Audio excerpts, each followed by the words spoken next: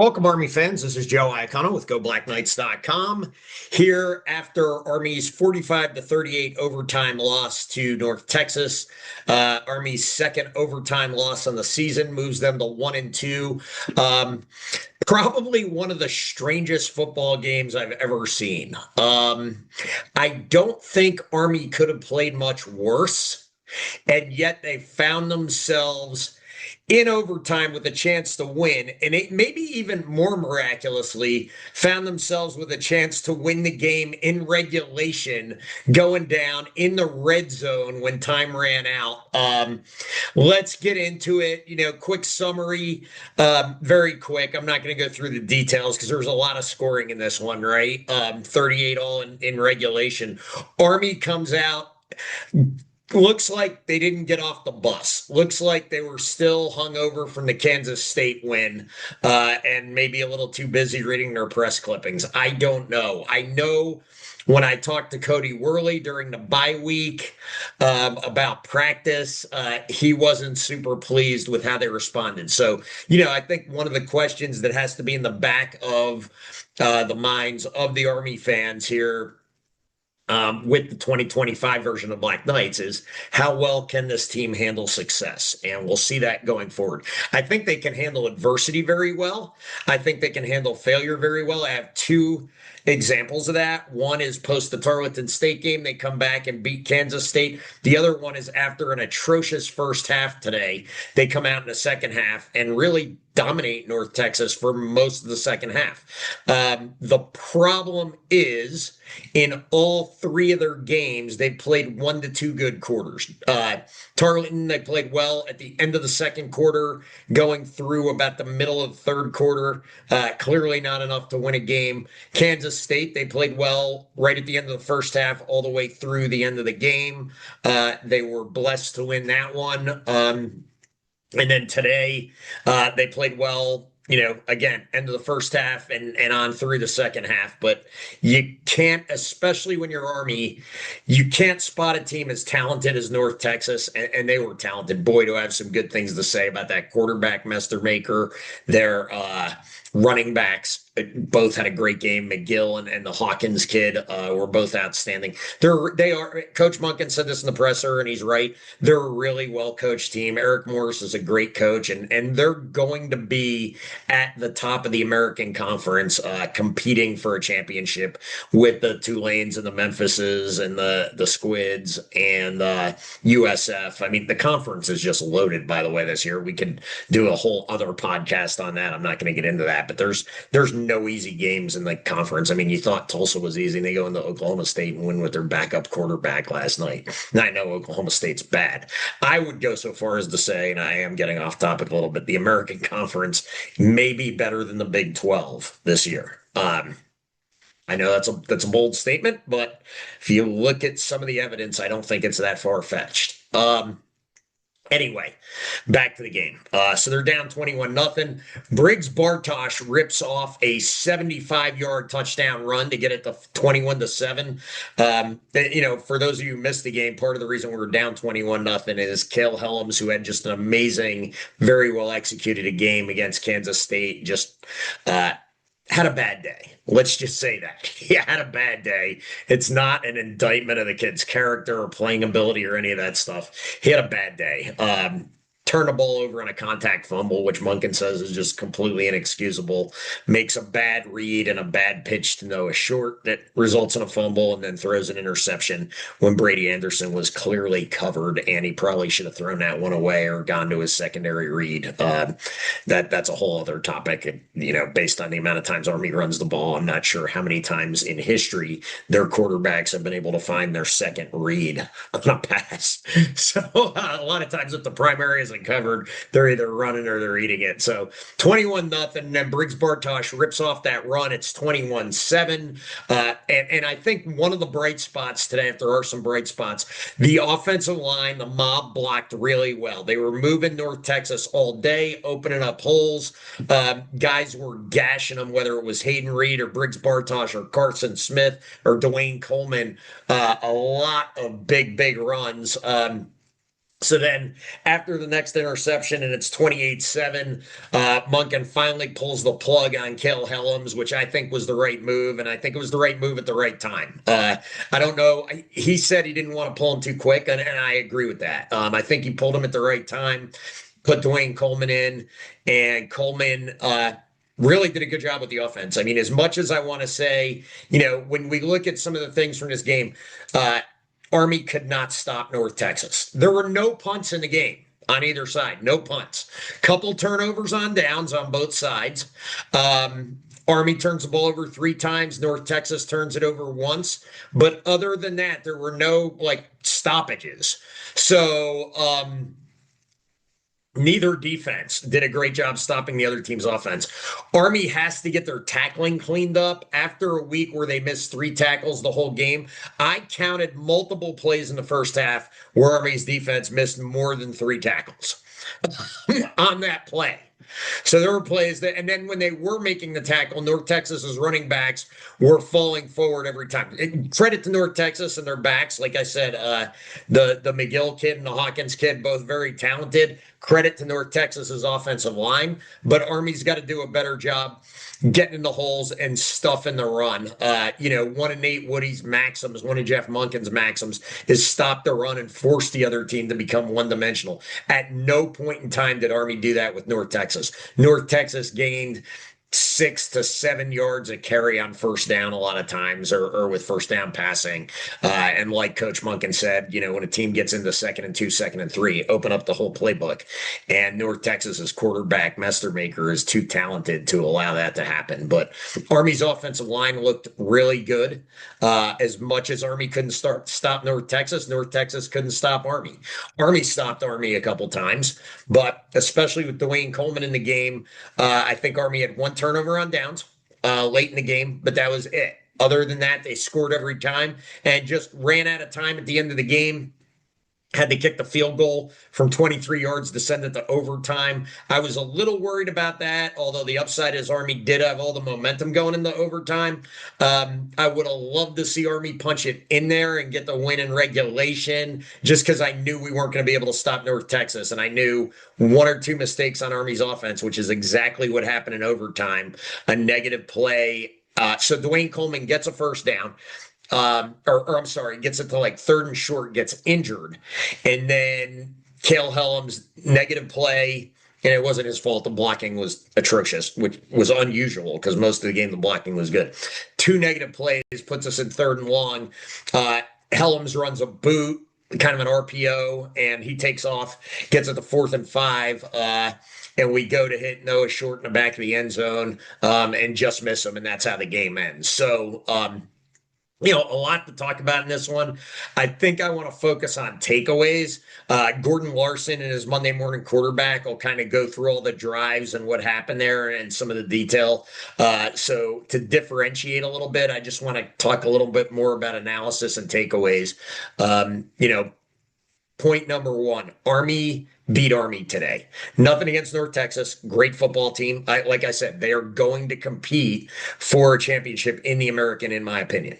But you take away the turnovers, Army wins this game by 10 to 14 points again.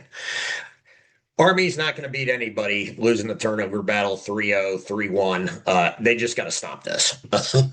I don't know what else to say. They got to take better care of the football and stop giving it away. Lo and behold, Kansas State, they win the turnover battle 1-0, 2-0 if you count the squib / onside kick, and they win the game. All 3 of their games have either been even in regulation or they won by 3 in regulation. So all their games have been tight. And you're not going to win tight games, especially if you're Army and you're in a talent deficit and you're having to play teams where you lose the turnover battle. And it's really that simple. I mean, I could stop right there. The turnover battle is the key. If we want to look at other things they got to get cleaned up before they play a really talented East Carolina team on the road in Greenville, North Carolina, Thursday night, the tackling. The tackling was atrocious. In the first half, Colin Madison and Casey Larkin made a lot of tackles because nobody else was making them. You got to clean up the tackling if you want to compete in the American and hang with teams like North Texas and East Carolina. And hopefully they can get that fixed. The tackling was great against Kansas State. It was awful tonight. And that's what I mean by, from more of a mental standpoint, can this team handle success? They haven't shown it so far. They've shown they can handle adversity. That's one thing. Can they handle success? And so, I think what you're going to see this week is a really focused week of practice from this group, really lasered in and try and beat East Carolina. I think some of the challenges are health with a quick turnaround. Andon Thomas went out of the game late. Colin Madison went out of the game. Gavin Shields went out of the game. Offensively, Dwayne Coleman went out of the game. He says he's fine, but he's now gone out of the game multiple times in 2 games. At some point, you have to question his durability and ability to run this offense consistently. And that's why I'm glad Cale Helms is ready when we need him. Hopefully, he'll improve his ball security. But I think he's ready. As I mentioned, I think the offensive line played great. But just too many mistakes. Army was very fortunate, very blessed, if you will, to have an opportunity to be in the game late after Stephen Ndozi forced a fumble, and they were able to go down. Golly, if they had one timeout, just one, they might could have run the ball there on 1st and goal from the 6. But as it was, they had to throw it because they just, had they run the ball, the clock would have run out and didn't have enough time left and had to kick the field goal. Dawson Jones came through again. So after a rough first night, he's had 2 clutch field goals in a row, one against Kansas State, one today. So that's good to see that he's improving. And, the team got the game to overtime. I mean, to go 38-38 and get it in overtime after Army starts off 21-0 and then 28-7, that doesn't happen a lot. This Army team, I will give them credit. They deal with adversity well, and Coach Monken said it in the presser. They're very tough. You don't see a lot of Army teams come back from these big deficits. They've been able to do it. Dwayne Coleman hits a big pass to Brady Anderson in the 4th quarter that he takes for a touchdown. I think, some other bright spots. Young talent on the offensive side of the ball. Brady Anderson, Briggs Bartosh both look really, really good. And I think that's something this team can hang its hat on moving forward. I think the fact that the team didn't quit. They easily could have gotten the tank. They're down 38-28 with 3 minutes left, and North Texas recovers the onside, 38-28. Looks like the game's about to be over. They get a stop on 4th down, go down, score a touchdown on the Brady Anderson 4th down, the long pass play. What's going on in Syracuse? Syracuse, Clemson. Oh my gosh, Syracuse is smoking Clemson. Dabo Swinney's in trouble. Anyway, it's 34-14.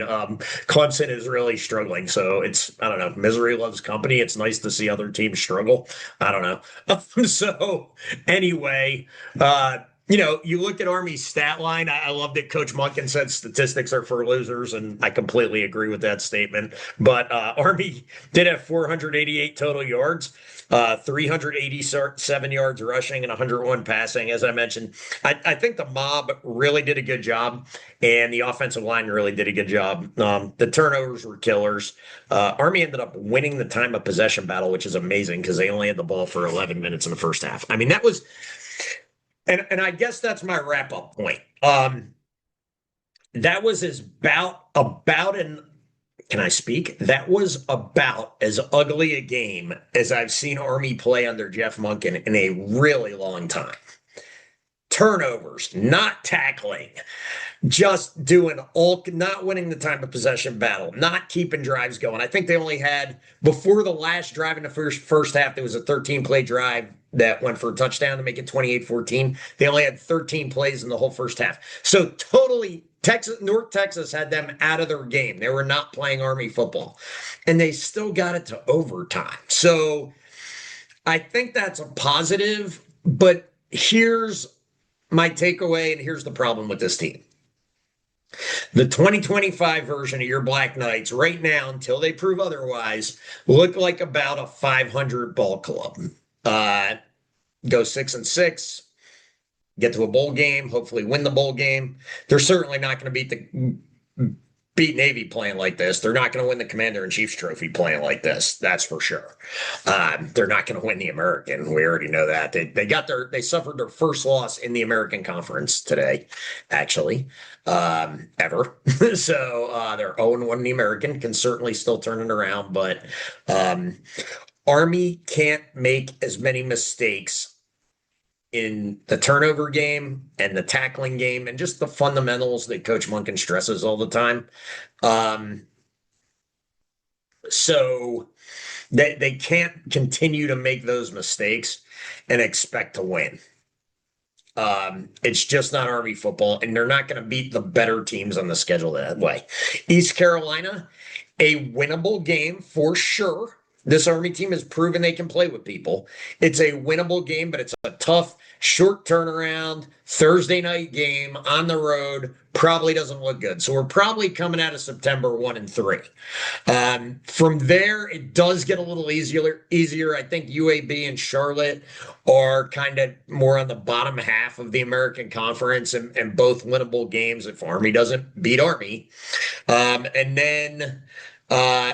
And then I think Army goes to Tulane, which is maybe the toughest game on the schedule. So this team can accomplish a lot, but they really need to clean up the mistakes. If they don't clean up the mistakes, this is probably a 6-6 ball club. If they do clean up the mistakes, I think they've got the potential to be really special. The offensive line played really well today. I'm concerned about the durability and consistency at the quarterback position. I think Coleman and Helms are both good in spots. They're both serviceable. Neither one of them are great, and neither one of them are super durable. Well, Coleman's not super durable, which is a problem because if Coleman's got the hot hand and he's playing well like today, and then you got to pull him out of the game because he's hurt, and you got to put Helms in, it kind of wrecked the rhythm of the entire offense in overtime. I am convinced, prove me wrong, I am convinced Dwayne Coleman stays in the game there, Army scores a touchdown, and we go to the second overtime. The way the offense was running, North Texas could not stop it with Dwayne Coleman at the helm. You put Cale Helms in, came off the bench cold, confidence shaken a little bit. I get that it wasn't on him. It was on really some bad blocking on those plays, but you can't convince me Army doesn't score if Coleman stays in the game. So that's it for tonight. Again, the final, North Texas 45, Army 38 in overtime. On to East Carolina Thursday night. I'll be on again. May have some new tricks up our sleeves here at GBK. Stay tuned for that. Everybody feel free to comment on the message board. Go Army, beat East Carolina.